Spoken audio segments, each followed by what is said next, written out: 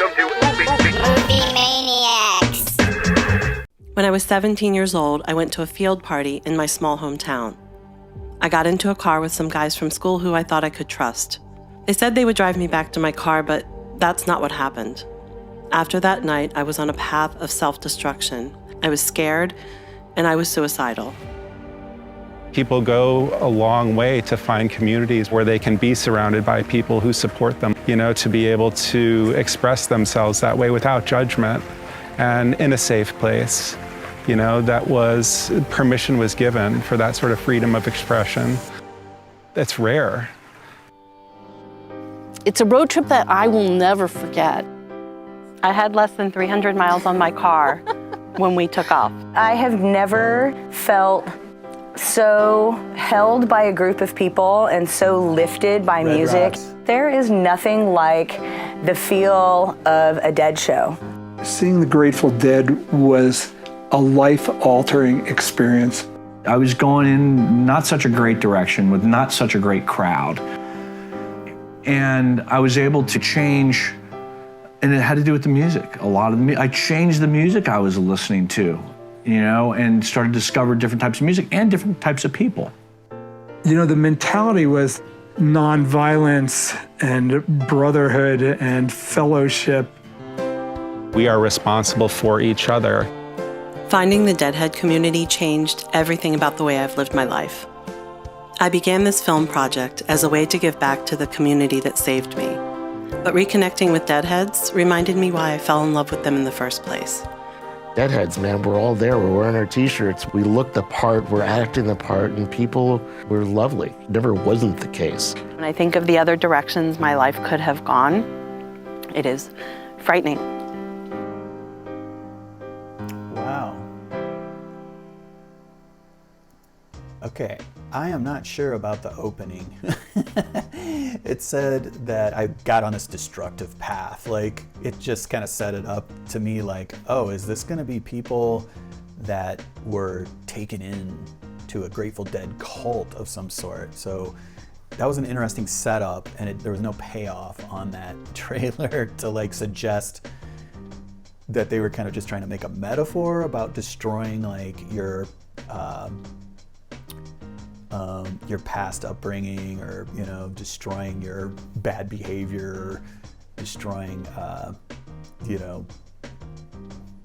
preconceived notions of what a human being in America is supposed to be, because mostly this Grateful Dead phenomenon plays out here in the United States. I've never been a huge fan. I never got to see them before Jerry passed away. Maybe I better put that on my bucket list and go see them now that they're kind of back out every once in a while on a regular basis.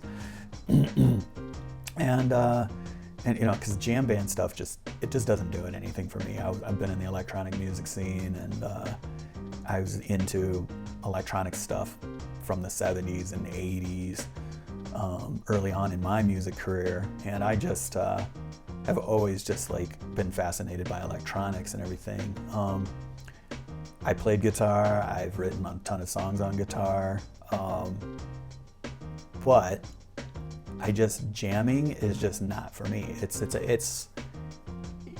You can jam and just waste a shit ton of time jamming if you're a musician. You can just jam, but it doesn't.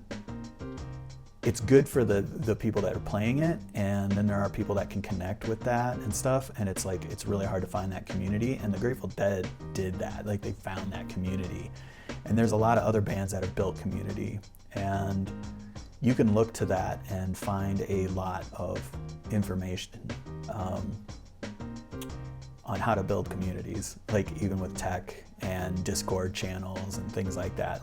It feels like that kind of almost cultish thing going on from the outside, but the reality is that people found their people, and that's it. And I really appreciate that about the Grateful Dead.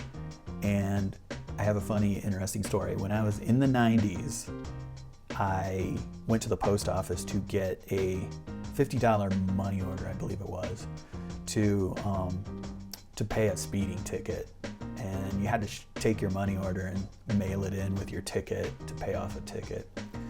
It was in a different county in Illinois where I got the ticket.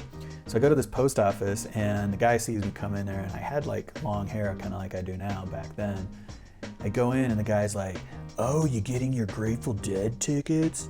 And I was upset, you know, because I was buying a ticket to pay a fine. So that was not even like remotely on my mind. And I go, "Absolutely not. I don't even like the Grateful Dead." It just kind of got surly with the dude. And the guy's like, "Oh, well," and I said, "Well, you're judging me. You know, you judge me because I had long hair, that I'm a hippie, and that I'm into a certain thing." And I'm like, that's not even cool, you know? Like, you shouldn't even do that. Shouldn't judge people by the way they look at all. Never, ever.